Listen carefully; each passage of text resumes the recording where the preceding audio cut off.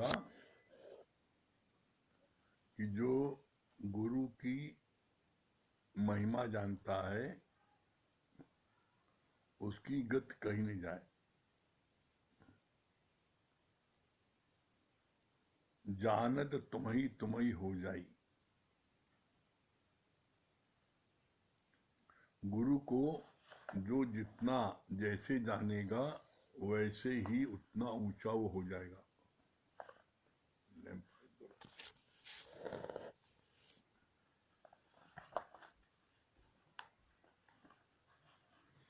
चलिए, हम लोगों का गीता का 6वां अध्याय चल रहा है।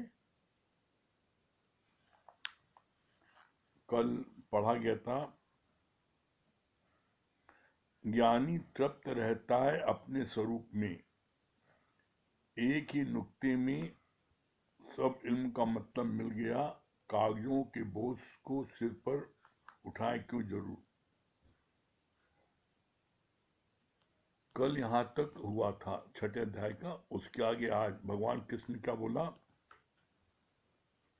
जिसकी नजर गुरु में है वो तो सर्वत्र एक गुरु का ही रूप देखता है। जिसकी नजर गुरु में है वो तो सर्वत्र एक गुरु का ही रूप देखता है। गुरु हमें अपने ही मुख में तीनों लोग दिखाता है, यानी जहां तहां मैं ही तो हूं। कितनी अच्छी बात बोली भगवान ने। क्या बोला, जिसकी नजर सिर्फ गुरु पर है और कहीं नहीं, वो सिर्फ हर चीज में गुरु देखता है, गुरु को ऑब्जर्व करता है। तो क्या होता है, सर्वत्र उसे गुरु का ही रूप दिखता है। वो हर एक में गुरु को ही देखता है। तो जिस हर एक में जब गुरु को देखेगा तो क्या फिर वो उससे द्वेष करेगा, उसके साथ विश्वासघात करेगा? जब हम गुरु को हर एक में देखेंगे तो हम उसका आदर करेंगे, प्यार करेंगे, मान देंगे, सम्मान देंगे, सब देंगे जब गुरु देखेंगे।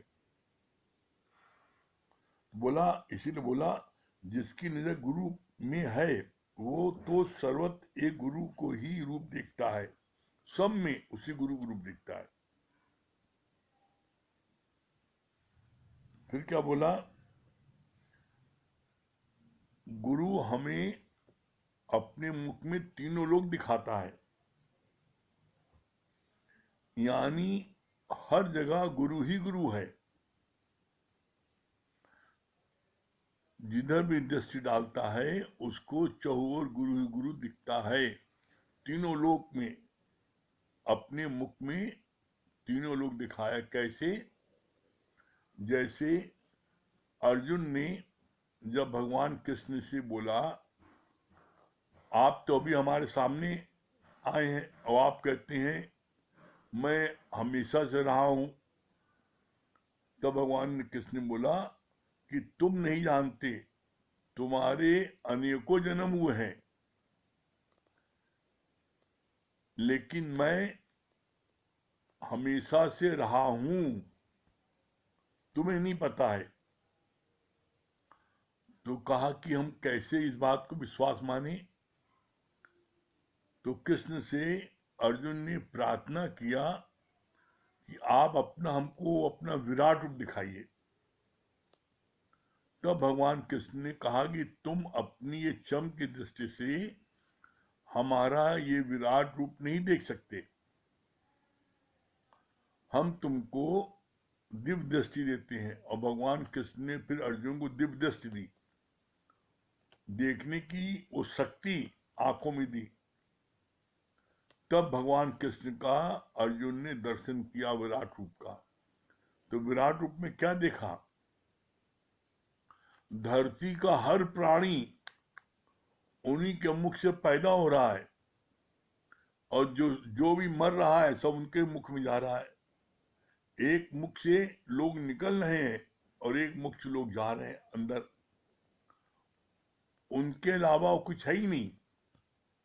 जो कुछ भी हो रहा है सब उन्हीं के द्वारा हो रहा है। वो विराट रूप देखा। विराट रूप देख करके अर्जुन बहुत अधिक घबरा गया और फिर भगवान से हाथ जोड़ के प्रार्थना किया कि आप अपने सहज रूप में आ जाइए।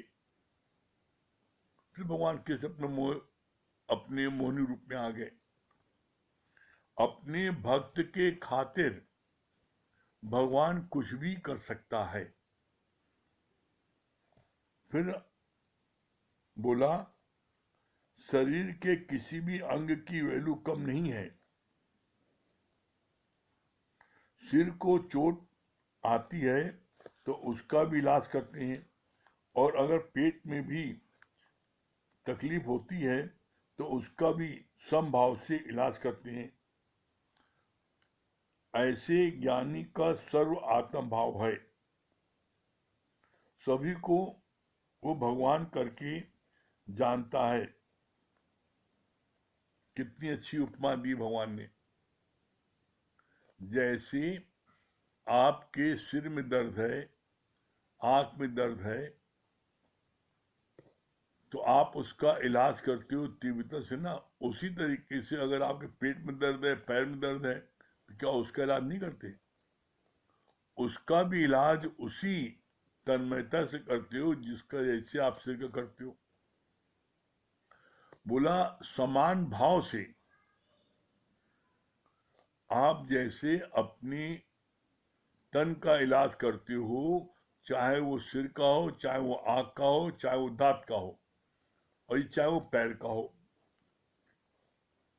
उसी तरीके से ज्ञानी जो है सब में उसी गुरु को देखता है, सब में उसका आत्म भाव रहता है। ऐसा नहीं है कि कोई रईस है तो उसको ज्यादा, कोई गरीब है तो उसको कम, कोई गोरा है तो उसको ज्यादा, कोई काला है तो उसको कम, कोई ऊंची जात का, कोई नीची जात का नहीं। यहाँ जात पात पूछे नहीं गुरु। गुरु यहाँ किसी न जात पूछता है, न पात पूछता है, न उसके लिए कितना पैसा है, न कितना, कुछ भी गुरु नहीं। गुरु सिर्फ एक कार्य करता है, अपने तन का, मन का, धन का गुरु से अपना दान करता है। गुरु जो है किसी चाहता कुछ नहीं है, लेकिन अपना सर्वत्र वो दे के बैठा है। इसीलिए ये बात कही जाती है, गुरु को कभी देते कुछ नहीं देखा, मगर झोलियां भरी पाई। गुरु कभी दिखा कुछ नहीं देता। कभी इस पर विचार किया, गुरु दिखा क्यों नहीं देता? क्योंकि तुम्हारे अंदर में इस बात का अहंकार ना आ जाए कि मैं बड़ा होशियार हूं लेने में। तो गुरु इसलिए छुपा के देता ज्ञान। और जब हम गुरु के पास से वापस आते हैं तो अपने को मालूमाल समझते हैं। फिर गुरु ने आगे क्या बोला, सभी को वो भगवान करके जानता है। एक शिष्य ने जूते को ठोकर लगाई और जोर से दरवाजा खोला। बोला, गुरु जी से मेरे को जल्दी से ज्ञान सुनाइए। गुरु ने कहा, पहले जाकर दरवाजे से माफी मांग कर आओ। यानी जिन व्यक्तियों को तुम ठोकर की तरह चलाते हो, उनके आगे भी झुककर चलो। अपने से पूछो कि तुम्हें कितना मिल जाएगा, जो संतुष्टि आएगी। तो हर हाल में सेटिस्फाइड रहना है। कितनी अच्छी बात बोली भगवान ने। क्या बोला, जब एक शिष्य आया और गुरु जी आते मान अपने जूते को अलग फेंका, दरवाजे को जोर से पटका और कहा, जल्दी से गुरु हमें ज्ञान दे दिए। तो गुरु जी ने क्या बोला उसको? बोला, पहले जूते से जाके माफी मांग के आओ, दरवाजे से माफी मांगो। तुमने इतनी जोर से पटका है, उसमें तुमने नहीं देखा भगवान। जब गुरु ने बोला है जर्रे जर्रे में है झांकी राम की, किसी सूझ वाली आंख ने पहचान की, तो क्या जूते में नहीं है, दरवाजे में नहीं है, सब में है। कोई जगह ने तुझसे खाली है, तू व्यापक डाली डाली है। तुम्हारे पैर की कितनी हिफाजत करता है जूता, दरवाजा तुम्हारी कितनी हिफाजत करता है, बंद करके सोते हो कितनी चैन से, दरवाजा खोल क्यों नहीं सोते, तो तुम्हारी रखवाली करता है वो। तो ऐसे में बोला ज्ञान तब तक नहीं देंगे जब तक तुम इनसे माफी नहीं मांग के आओगे। तो गुरु कैसे हर एक के आगे झुकना मुड़ना सिखाता है।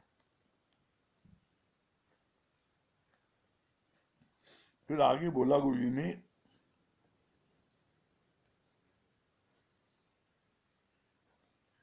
धन कमाने के लिए तुम्हें कितना धन मिल जाए कि तुमको संतुष्टि आएगी, तुम सेटिस्फाइड हो जाओगे। जैसे किसी को जब नौकरी नहीं मिलती है तो वो चाहता है किसी तरीके से बस खाने पीने भर का इतना इतना तनख्वाह मिल जाए। उसको 2000 4000 तनख्वाह मिल गई, तो जब उसे सत्संग में आने के लिए कहा जाता है तो क्या बोलता है, अभी थोड़ा पैसा कमा लें तब जो है सत्संग आएंगे। तो भगवान ने उससे पूछा कि तुम कितना कमा लो कि तुम सत्संग पर आने के लिए तुम पूर्ण संतुष्ट हो और सत्संग में आने लगो। तो उसने कहा 10,000 महीना कमा ले तो फिर हमको पूर्ण संतुष्टि हो जाएगी, आने लगेंगे। तो श्याम भगवान ने बोला फिर सोच लो, तुम जितना कहोगे उतना हो जाएगा, लेकिन सत्संग आओगे कि हाँ 10,000 कमाने आने लगेंगे, क्या और सोच लो। तो ऐसे उसको कहते कहते वो 50,000 रुपए तक आ गया कि 50,000 रुपए कमाने महीना, तो फिर तो हम पूरा समय सत्संग देंगे। श्याम भगवान ने कहा ठीक है ऐसा ही होगा। तो उस व्यक्ति का क्या हाल हुआ, जो 2,000 कमाता था, 50,000 नहीं, श्याम भगवान ने कहा फिर वो लाख रुपए से ज्यादा कमाने लगा महीने में, लेकिन सत्संग बिल्कुल नहीं आया। तब एक दिन उससे बोला गया, बोला श्याम भगवान ने कि तुमने कहा था कि 10,000 की इनकम होने लगे तो मैं रोज सत्संग आऊंगा, दोनों से मैं आऊंगा। अब तो तुम्हारी इनकम 1 लाख से ऊपर होती है, अब क्यों नहीं आ रहे हो। तो क्या जवाब दिया, अब मरने की फुर्सत नहीं है, अब हम आए कब, दिन रात रुपए रुपए गिनना, जमा करना, पैसे को ठिकाने लगाना। जिनके पास पैसा अधिक हो जाता है उनका दिमाग और परेशान होता है, इसको कहाँ ठिकाने लगाएं। पैसा पैदा करना सरल है लेकिन उसकी हिफाजत करना ज्यादा कठिन है। तो क्या रात दिन उसकी हिफाजत करना पड़ता है, अब हमें मरे की फुर्सत नहीं था। तो इसीलिए बोला कि अभी आप सत्संग में नहीं आते और आप ये बहाना करते हो कि ये नौकरी मिल जाए, इतना कमा ले, बेटी की शादी हो जाए, बेटे की शादी हो जाए, बहू आ जाए, का अगर अभी नहीं तो कभी नहीं, तो तुम कभी भी सत्संग नहीं आ सकते, अभी नहीं आए। क्यों, बोला अभी जो है तुम्हारा घुटने तक दलदल है, अब जब तुम और माया बढ़ जाएगी तो तुम्हारी दलदल कमर तक आ जाएगी, और जब कमर तक आ जाएगी तो दलदल में तुम आगे बढ़ नहीं सकते, तुम दलदल में धंसते जाओगे। तो ऐसे में गुरु ने बोला he is the brave man who can say no. आज और अभी गुरु कहता है तो आज और अभी से ही सत्संग लेना शुरू कर दो। अगर आज तुमने गुरु को कहना नहीं माना और ये कहा कि अच्छा बस बेटे की शादी हो जाए तो हम आ जाएंगे। तो गुरुजी ने बोला बेटे की शादी हो जाएगी तो तुम और नहीं आ पाओगे, अब तो नई बहू आई उसको देखना पड़ता है। अरे अब क्या करें, बहू घर में अकेली रहती है इसलिए रहना पड़ता है। फिर कुछ दिन बाद बोलोगे कि बहू की डिलीवरी होने वाली है, कैसे जाएं? बोला फिर बच्चा हो जाएगा तो उसकी देखभाल करोगे। अगर अभी तुम नहीं गए तो बहू तुमको बाद में जाने नहीं देगी। और बहू को ये पता है कि सास का सत्संग जाने का नियम पक्का है, शुरू से वो देख लेगी, तो फिर आपको कभी नहीं रोकेगी। गुरु अपने अनुभव से हर बात को कहता है, और हम अगर गुरु की बात मानते हैं, जैसा भी शुरू में गुरु जी ने बोला कि जो गुरु की बात मानेगा वो मंजिल को प्राप्त करेगा। सत्संग आने का मतलब ही नहीं कि आपको मंजिल मिल जाएगी, ऐसा नहीं है। हर किसी को मंजिल नहीं मिलती। हर कोई क्लास में बच्चे पास नहीं होते। एक क्लास में 100 बच्चे हैं तो 100 बच्चे में एक बच्चा जो टॉप करता है, 20 बच्चे फर्स्ट डिवीजन आते हैं, 40 बच्चे सेकंड डिवीजन आते हैं, और बाकी फेल भी हो जाते हैं। तो जिसने जितनी मेहनत की उसके हिसाब से उसको रिजल्ट मिला। जिसने टॉप किया तो टॉप करने वाला ऐसे तो कर लिया, उसने इन सभी से ज्यादा उसने मेहनत की और गुरु से पूछ पूछ करके उसने हर सवाल को किया, इसलिए वो टॉप कर गया। फिर आगे बोला मजा है जो फकीरी में, अमीरी क्या समझे बाबे। दादा भगवान, मजा है जो फकीरी में, अमीरी क्या समझ पावे। उसे हरदम खुशी रहती है, उसे हरदम लगी आहे। अब मतलब हुआ मजा है जो फकीरी में। यहाँ फकीरी मतलब क्या होता है? फकीरी मतलब भिख मंगा नहीं। फकीरी मतलब होता है फिक्रों से खाली। जो फिक्रों से खाली है वो मजे में है, वो तृप्त है, वो जो है हरदम आनंद में है।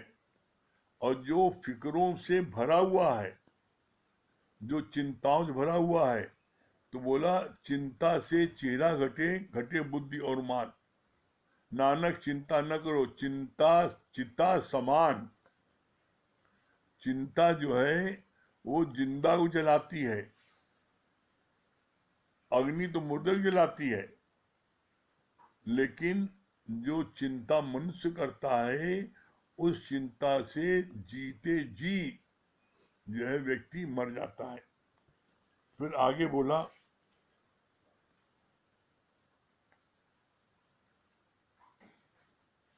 दादा भगवान ने कहा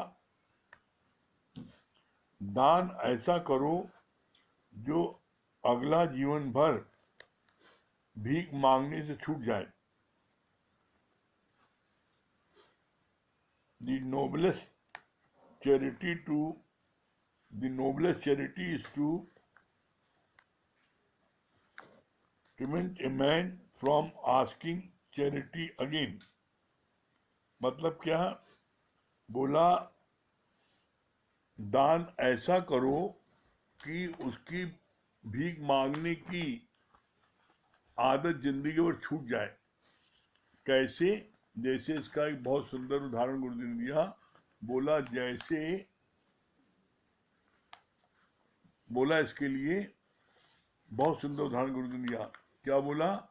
एक भिखारी भीख मांगता था। तो भिखारी भीख मांगता था कटोरा लेकर के, तो दादा भगवान ने क्या किया? उस भिखारी का कटोरा छीन लिया और छीन करके उसको एक हथौड़ी खरीद के दे दी और कहा जाओ इससे जंगल में लकड़ी काटो और जीविकोपार्जन करो, आवाज से भीख मत मांगना। तो अगर किसी को दान देना है, भीख छुड़ानी है, तो जैसे दादा भगवान ने उस भिखमंगे का कटोरा लेकर के और कुल्हाड़ी दे दिया, इसी तरीके से अगर आप किसी को दान देते हो तो ये नहीं आपने 100, 200, 25, 50 दे दिया, 10 रुपए, 5 रुपए दे दिया, तो वो तो भीख सारी जिंदगी मांगेगा। आज मांग रहा है और सारी जिंदगी मांगता रहेगा। उसकी भीख मांगने की आदत छूट जाए, ऐसा उपाय करो। तो बोला इसके लिए बहुत अच्छी बात कि ऐसा उपाय करो जिससे भीख मांगने को फिर आगे मजबूर ना हो। फिर आगे बोला, श्राद्ध भी करते हैं साल में एक बार, क्यों नहीं रोज ब्राह्मण को बुलाकर खिलाते हो। जब पितरपक्ष लगता है तो पितरपक्ष के दिनों में सभी लोग अपने पितरों को खिलाते हैं। जिस दिन डेथ होती है उस दिन उनका पितरपक्ष माना जाता है, और उस दिन वो ब्राह्मणों को बुला के खिलाते हैं। जो चीज उस व्यक्ति को पसंद थी वही चीज खिलाते हैं। क्या सोचते हैं, भ्रम क्या है कि ब्राह्मण के माध्यम से हमारे पिता, हमारे दादा, हमारी माँ जो स्वर्गवासी हो गई उनको वो पहुंच जाएगा। ये फिर बात आ गई ना कि लकीर के फकीर, जो हमारे पूर्वज करते जा रहे हैं वही हम भी करते जा रहे हैं। ऐसा नहीं है। बोला जो मरा हुआ जानेगा वो खिलाएगा। तो भगवान ने बहुत अच्छी बात बोली, श्राद्ध भी करते हैं साल में एक बार। क्या तुम्हारे पिता जो स्वर्गवासी हो गए उनको साल में एक ही दिन खाते हैं क्या? अरे रोज खिलाओ ब्राह्मण बुला करके। अगर ब्राह्मण को खिलाने पर और तुम्हारे पिता के पास तक वो अन्न पहुंच जाता है तो गुरु बोले रोज खिलाओ, एक दिन खाना थोड़ी होगा। ये गलत लोगों के गलत फहमी, गलत विचार है। फिर आगे बोला भगवान ने, मनुष्य को फल की कामना बहुत होती है, अभी बीज डालें और अभी फल की आकांक्षा करेंगे कि पेड़ बन जाए। छिन्न भिन्न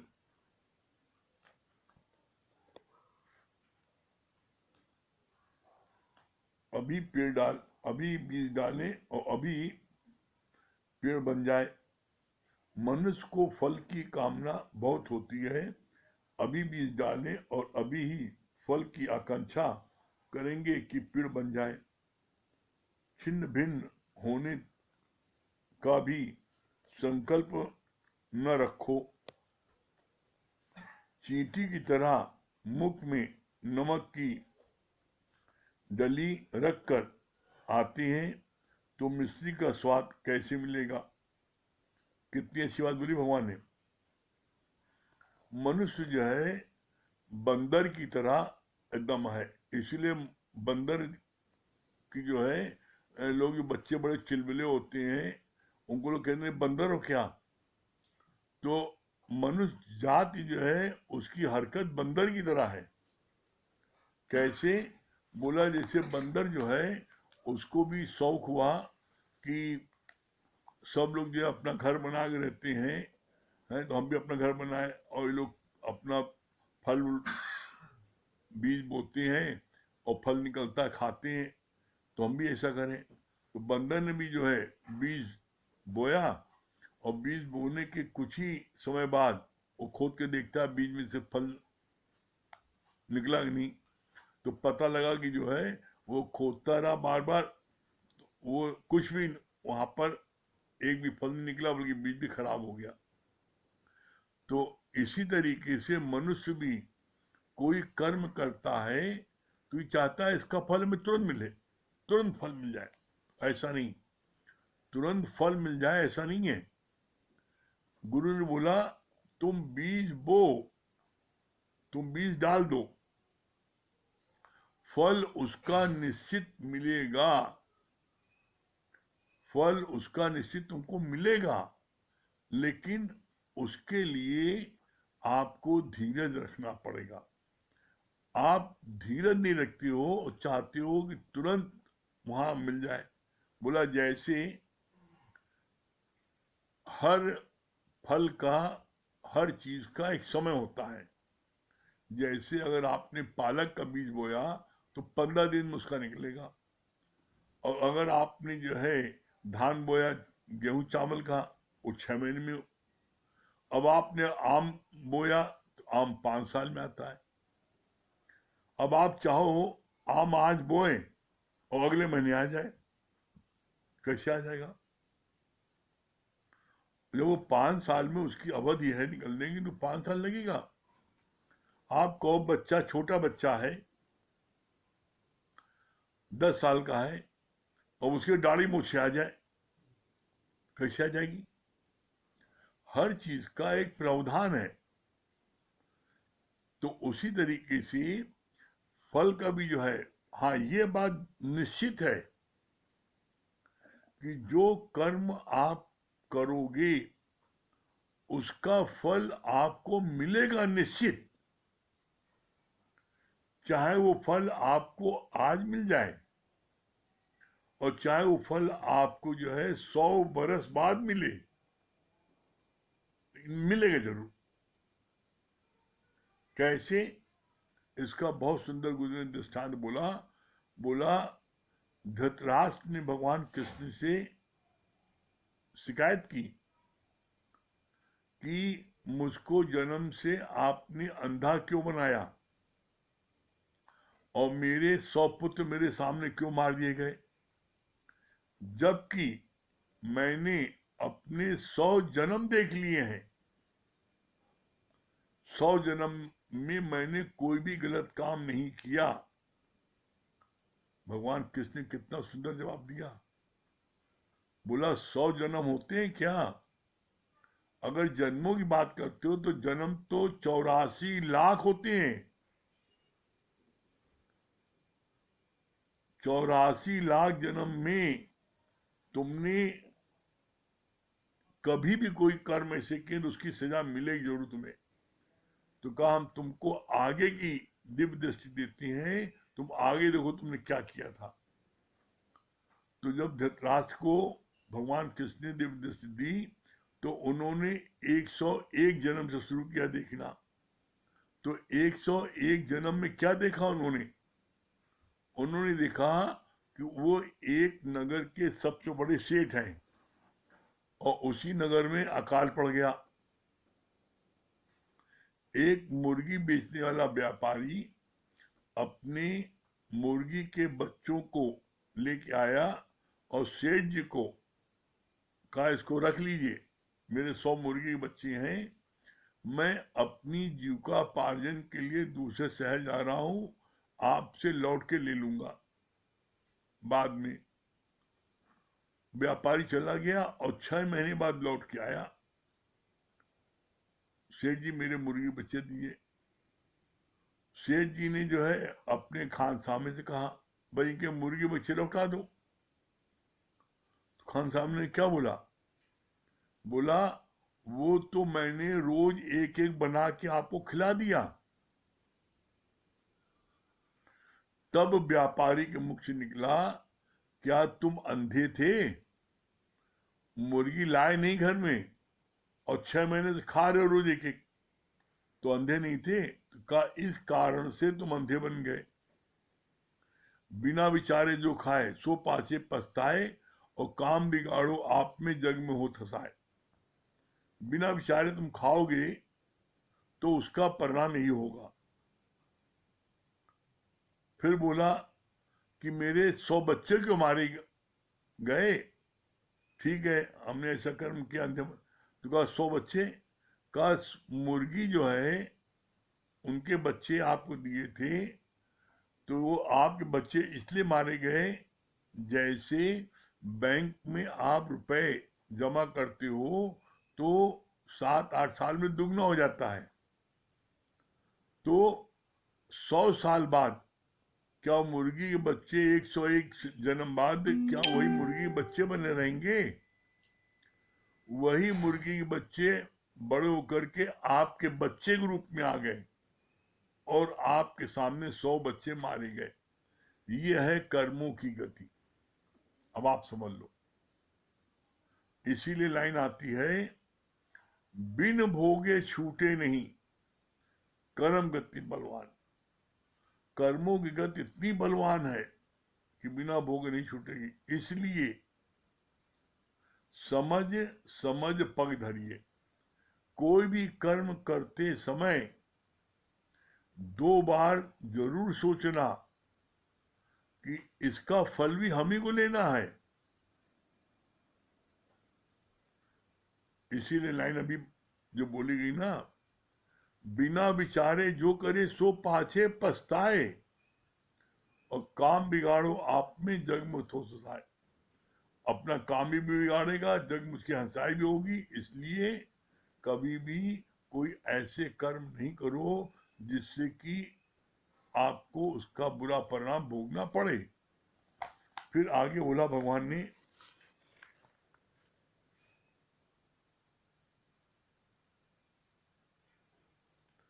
छिन्न भिन्न होने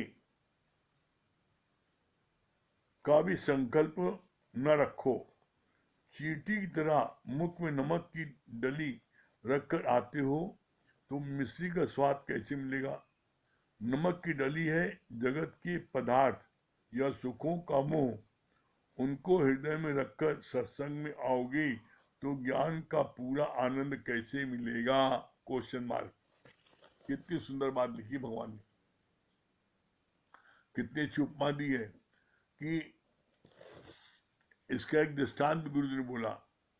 कहा 2 बहनें थी, चींटी एक नमक के पहाड़ पर रहती थी और एक चीनी के पहाड़ पर रहती थी।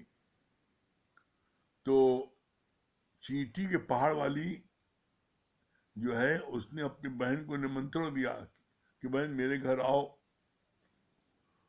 अच्छा लगेगा तुम्हें यहाँ का। तो वो जब गई तो कहा जैसे नमक का पहाड़ वैसे चीनी के पहाड़,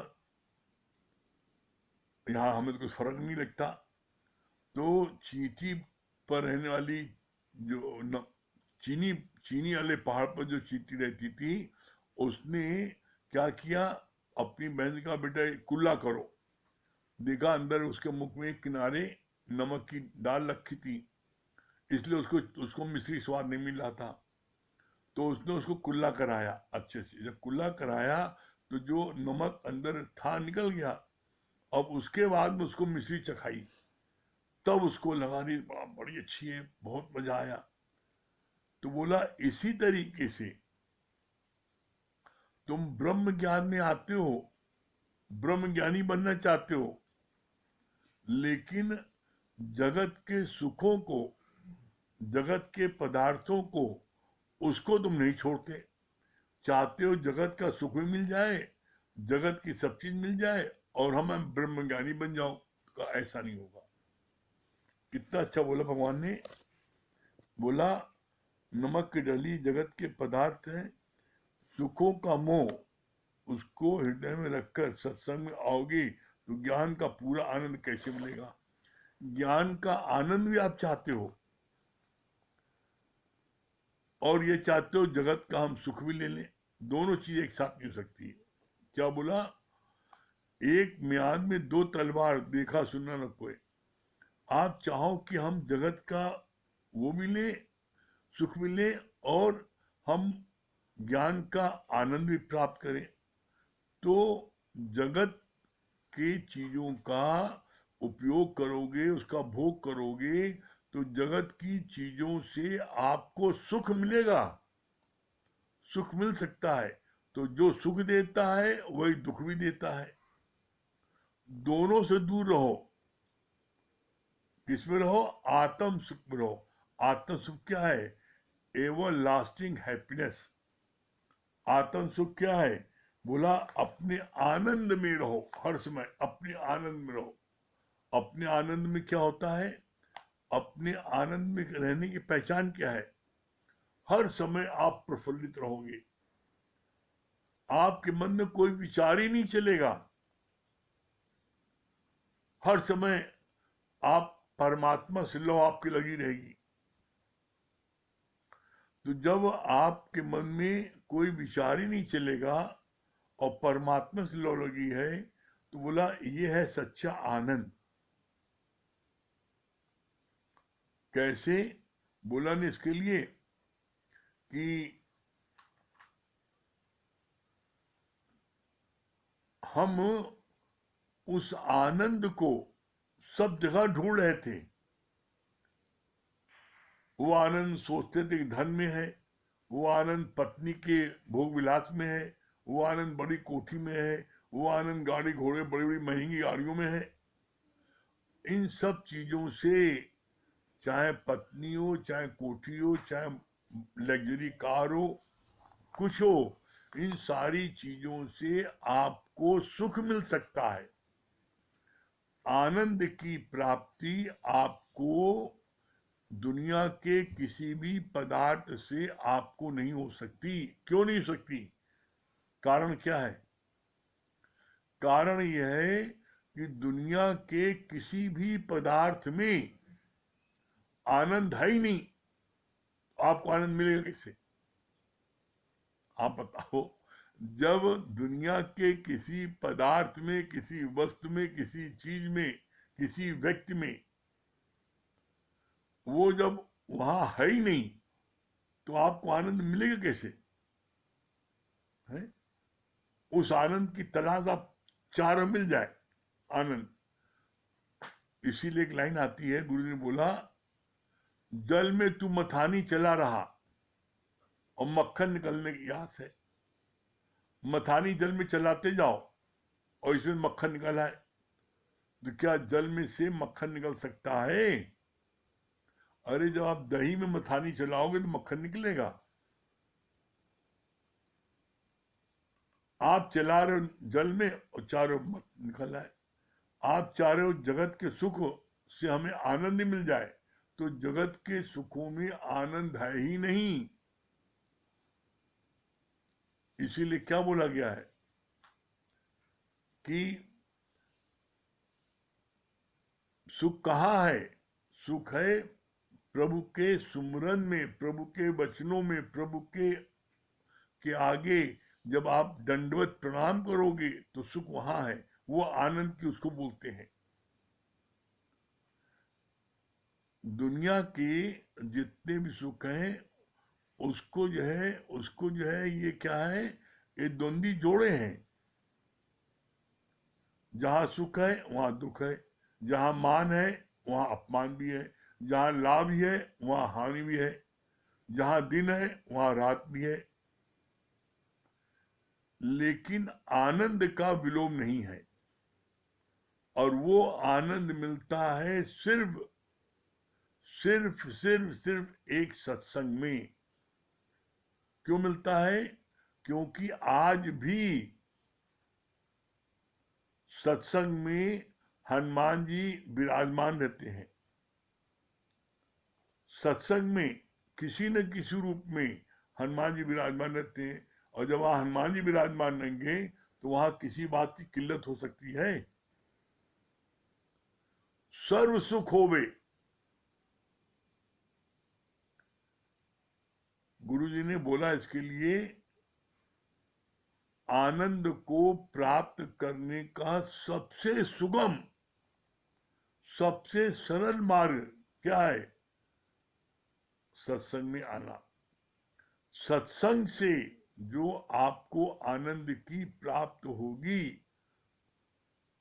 वो आनंद की प्राप्त तो आपको दुनिया के किसी प्लेटफॉर्म पर नहीं होगी। और उसके बाद भी अगर हम सत्संग ना आए, तब फिर इसके लिए बोलते हैं, क्या करे गुरु, क्या करे हरि। कोई कुछ नहीं कर सकता जब तक आप अपने ऊपर अपनी स्वयं कृपा नहीं करोगे। अपनी कृपा आप करे सो परमेश्वर की गति जाने। जो अपनी कृपा अपने ऊपर करेगा, मतलब नित्य सत्संग आएगा, तो वो परमेश्वर की गति को जान पाएगा। फिर आगे बोला,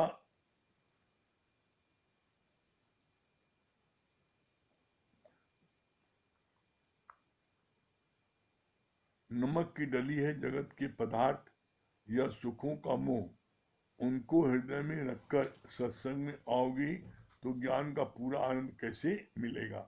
फिर आगे बोला भगवान ने, दादा भगवान ने कहा, जहाँ हो संशय वहाँ वहाँ रखूं पक, यानी निश्चय। अपनी मिस्टेक को जो जो सुन सकता है, रियलाइज करता है, वही फिर अपने को सुधार सकता है। पर कोई अगर अपने को राइट समझेगा तो वो आगे कैसे बढ़ेगा। शुभ कार्य का अर्थ है दान पुण्य नहीं है, पर शुभ कर्म है परमात्मा के निमित्त किए गए कर्म, जिनका शिथिल यतन है वो भी फिर योग भ्रष्ट होकर श्रीमानों के घर जन्म लेते हैं और फिर योग युक्त होते हैं। क्या बोला? बोला नमक की डली क्या है? इस जगत के सुख है, जगत का सुख है, मोह है, ये जो भौतिक जगत के जो सुख है यही है नमक की डली। नमक की डली जब मुंह में रहेगी तो मिश्री का तुम स्वाद नहीं ले पाओगे, लेकिन अगर तुम्हारे मुख में नमक की डली नहीं है तो तुम जो है मिश्री स्वाद ले पाओगे। इसी तरीके से यहाँ बोला कि दादा भगवान ने क्या बोला, संशय, अगर आप कोई आपसे मिस्टेक होती है, दादा भगवान ने कहा जहां हो संशय वहां रखू पक, यानी निश्चय। एक होता है संशय बुद्धि, एक होती है निश्चयात्मक बुद्धि। जो संशय बुद्धि वाला होता है वो कभी भी किसी भी क्षेत्र में टॉप पर नहीं पहुंच सकता। संशय बुद्धि वाला दुनिया के किसी क्षेत्र में वो टॉप पर नहीं पहुंच सकता। क्यों? क्योंकि उसकी हमेशा संशय बुद्धि रहती है। और निश्चयात्मक बुद्धि जो है वो किसी भी क्षेत्र में जाएगा तो टॉप पर पहुंच जाएगा। तो इसलिए निश्चयात्मक बुद्धि रखो, संशयात्मक बुद्धि नहीं रखो। इसके लिए भगवान ने क्या बोला, फिर आगे बोला कि मिस्टेक को जो सुन सकता है, रियलाइज करता है, वही फिर अपने को सुधार सकता है। पर कोई अगर अपने को राइट समझेगा तो आगे कैसे बढ़ेगा। ये बड़ी भारी बीमारी है हर एक को, I am right and I know. लेकिन जिसके में ये बीमारी है वो व्यक्ति जीवन में किसी क्षेत्र में आगे बढ़ ही नहीं सकता। क्यों? जब कोई व्यक्ति उसको समझाता है कि आपके यहाँ मिस्टेक है तो आप कहते नहीं नहीं हमें पता है, हमारी मिस्टेक नहीं, हम जो मैं कर रहा हूँ सही कर रहा हूँ। तो फिर आपको वो आपकी मिस्टेक तो होती जाएगी, हमेशा होती जाएगी। और जो हमेशा होती जाएगी तो परिणाम क्या होगा, आप हमेशा अनसक्सेसफुल होगे। तो इसके लिए अगर कहीं मिस्टेक होती है और कोई हमको समझाता है तो हमें अपनी मिस्टेक को बहुत धीरज के कानून सुनना चाहिए। और यदि मेरी मिस्टेक है तो उसमें सुधार कर लेना चाहिए, तो फिर आगे वो गलती आपसे नहीं होगी। फिर क्या बोला, शुभ कर्म का अर्थ दान पुण्य नहीं, पर शुभ कर्म का अर्थ परमात्मा के निमित्त किए गए कर्म, जिनका शिथिल यतन है वो भी फिर योग भ्रष्ट होकर श्रीमानों के घर जन्म लेती हैं और फिर योग युक्त होती हैं। क्या बताया? शुभ कर्म का अर्थ क्या है? शुभ कर्म का अर्थ दान पुण्य नहीं है, बल्कि क्या है, शुभ कर्म का अर्थ परमात्मा के निमित्त किए गए कर्म। परमात्मा के निमित्त कर्म क्या है? सत्संग आना। परमात्मा के निमित्त कर्म क्या है? संगत की सेवा करना। परमात्मा के निमित्त कर्म क्या है? गुरु के वचनों को बताना। परमात्मा के निमित्त कर्म क्या है? गुरु के वचनों को बताना, संगत की सेवा करना, संगत में जाना। तो ऐसे में ये है ये नहीं है कि पूजा पाठ वो नहीं है परमात्मा में। फिर आगे बोला, जो योग भ्रष्ट होकर श्री मानु घर जन्म लेते हैं, अगर परमात्मा के कार्य में लगे हो और अगर मुक्ति नहीं मिली तो अगले जन्म में तुम श्री मानव के घर जन्म लेकर के और वहां तुम्हारी पढ़ाई होगी, इस जन्म की भी तुम्हारी पढ़ाई बेकार नहीं जाएगी। ठीक है। हाँ मुकेश भैया क्या बोल रहे हैं?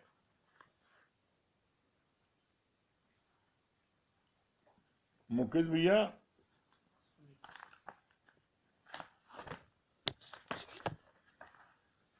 प्रार्थना के निमित्त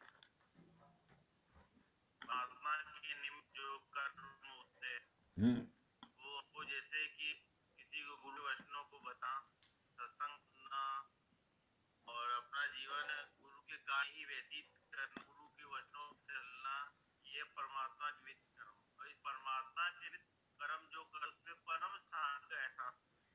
हाँ आज जो है सत्संग की महिमा चली कि सत्संग लेना जरूरी है, सबसे सरल साधन ये मुक्ति के लिए।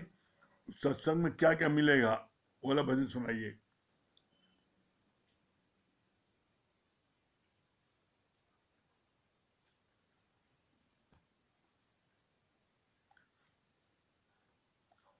सुनाई मुकेश भैया, शांति मिले सत्संग से। आवाज कट रही है। हैं क्या बात? आवाज कट रही है। हाँ आवाज कट रही थी। ठीक है। हाँ सुनाई, शांति मिले सत्संग से। आवाज कट रही है। आवाज कट रही है। आपकी कट आ रही है इसकी। आपकी आवाज आ रही है। आवाज कट रही है।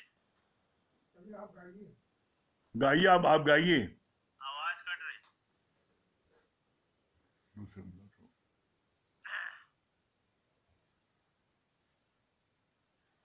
आवाज जा नहीं रही है। चलिए कोई बात नहीं है। दुर्गेश भैया, दिल्ली दुर्गेश भैया, हाँ क्या बोले दुर्गेश भैया? हाँ गुरुजी, बहुत अच्छा बताया ना आपने। दुनिया के किसी भी पदार्थ में आनंद है ही नहीं। दुनिया के किसी पदार्थ में आनंद है ही नहीं। और दूसरी बात ये भी है कि हमेशा आत्म सुख में रहना चाहिए। अपनी आत्म सुख में हमेशा रहे तो हमें जो है खुशहाली रहेंगे। हाँ बहुत सुंदर। और पूजा जी क्या बोल रही है? हरिओम क्या बोल रही है? कोई कार्य नहीं करना चाहिए। जब सोचे समझे हम कोई कार्य कर देते हैं तो उसका अंजाम हमने जो कर्म से भुगतने पड़ते हैं वो चीजें मिलती है। हाँ और सबसे पहले अपने ऊपर कृपा करनी चाहिए। जब हम अपने ऊपर कृपा करेंगे तभी परमात्मा हमारे ऊपर कृपा करेगा। हम अपने ऊपर कृपा करके सत्संग में बैठेंगे, ध्यान से गुरु जी के वचनों को सुनेंगे, तभी परमात्मा से हमें आशीर्वाद मिलेगा। बहुत सुंदर। ये बात गुरु जी मुझे बहुत। हाँ वंदना जी। हरिओम हरिओम। हरिओम जी। हाँ वंदना जी। हरिओम जी जी भजन सुना दीजिए। जी जी जी। एक पॉइंट बहुत अच्छा लगा कि गुडनेस इज गॉड। अगर आप सब में अच्छाई देखती हो तो वहाँ वहाँ भगवान है। तो हर इंसान में कुछ अच्छाई जरूर होती है, तो हम बुराई के बजाय अच्छाई देखेंगे तो हमारे हर समय भगवान नजर आएगा। बहुत सुंदर। हाँ सुनाइए। ये गुरु को ये आपको ये समझते चाहिए भजन। अच्छा स्पेशली आपके लिए है ये सुनाते हैं। गुरु मेरी गुरु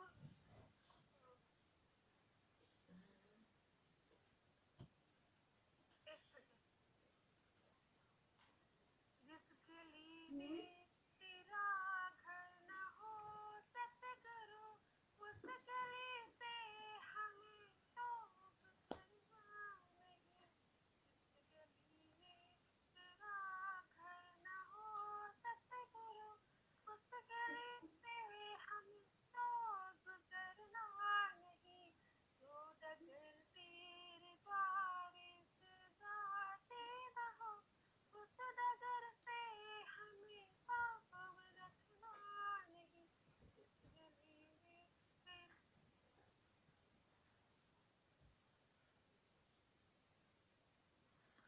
आपकी आवाज नहीं आ रही है। वंदना जी, आपकी आवाज नहीं आ रही है।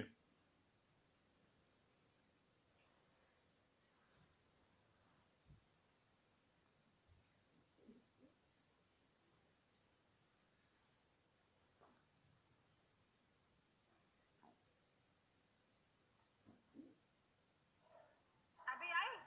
हाँ, अब आ रही है। अब आवाज आई? हाँ, अब आ गई। जी। मैं ये रस में ये फोटो भी सुनो। में सभी छोड़ के मैं चली आई तेरी चुनरी ओढ़ के। अब नहीं जाऊंगी मैं ये घर छोड़ के। अब नहीं जाऊंगी मैं ये घर छोड़ के। तेरे बच्चों से मन ये खटकने लगा। ओहो तेरे बच्चों से मन ये खटकने लगा। कोई जन्नत की मुझको जरूरत नहीं जिसमें तेरा घर न हो सतगुरु। ज्ञान का दीप मन में जलता रहे। मेरा ज्ञान सब दूर होता रहे। तेरा प्यार मेरे मन में पले।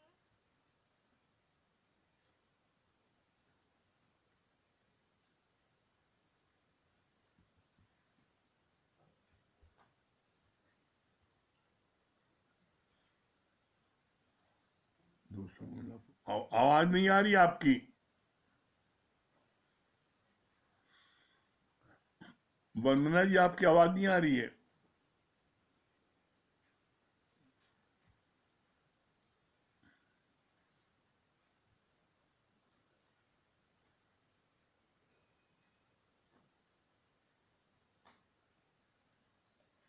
अब आई? हाँ, अब आ गई। अब आपकी पिक्चर नहीं आ रही? हाँ, नेटवर्क की कुछ अब दिक्कत आपकी बता पिक्चर नहीं आ रही? दी। नेटवर्क की दिक्कत हो रही है कुछ। जी जी। नेटवर्क की। हाँ, अब आ गई। हाँ, सुनाइए। अब आई? ज्ञान का दीप दिल में यूं जलता रहे। मेरा ज्ञान सब दूर होता रहे। तेरे वचनों से मन ये अटकने लगा। ओ तेरे वचनों से मन ये अटकने लगा। और ये दुनिया की दौलत जरूरत नहीं जिंदगी में तेरा घर हो।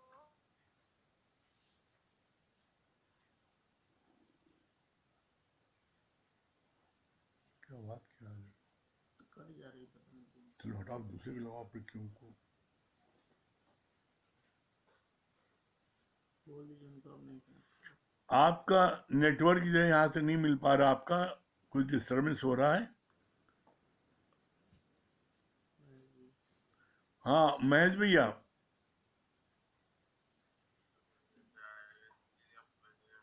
हाँ, गुरुजी, हाँ, क्या बोले महेश भैया?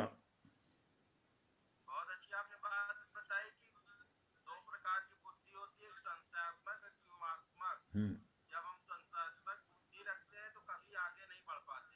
हम्म। ये बात बहुत अच्छी लगी। हाँ, और मलकिन क्या बोल रही है? नहीं, संगीता तुम नहीं, पहले मलकिन बोले। हाँ, महेश की मम्मी बोले क्या? प्रणाम। क्या बोल रही है? हरिओम, हरिओम। क्या बत हाँ, बहुत सुंदर। ऐसी रोज बैठ के लिया करिए, ठीक है? हाँ, संगीता रानी, हरिओम। क्या बोल रही हो?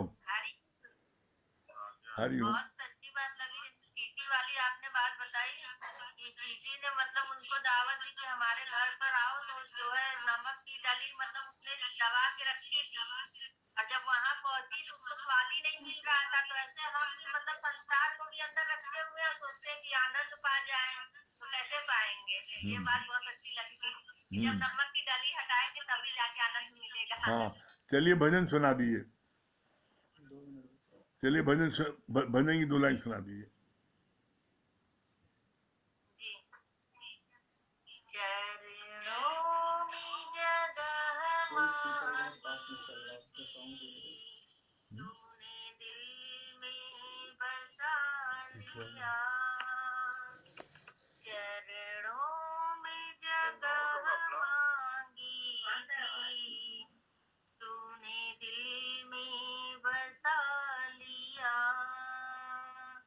तेरी एक नजर के प्यासे नजरों में समा लिया।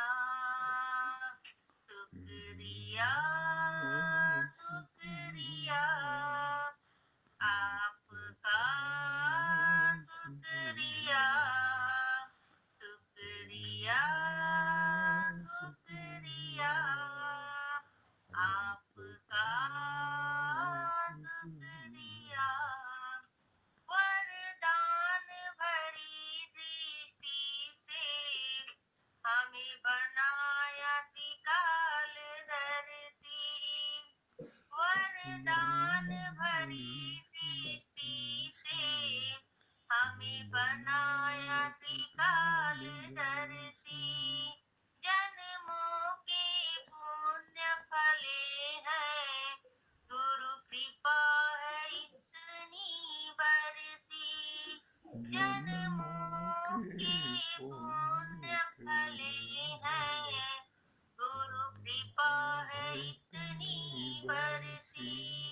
पलकों से उठा के मोती आँखों में बसा दिया, पलकों से उठा के मोती आँखों में बसा दिया। शुक्रिया शुक्रिया आपका, शुक्रिया शुक्रिया शुक्रिया आपका, शुक्रिया। चरणों में जगह मांगी थी, तूने दिल में बसा लिया। चरणों में जगह मांगी थी, तूने दिल में बसा लिया।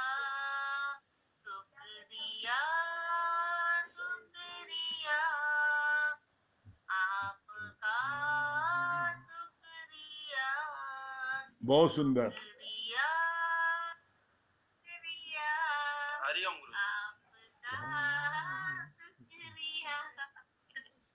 चलिए समय हो रहा है, ओ हरिओम ओम को जाप कर लिए।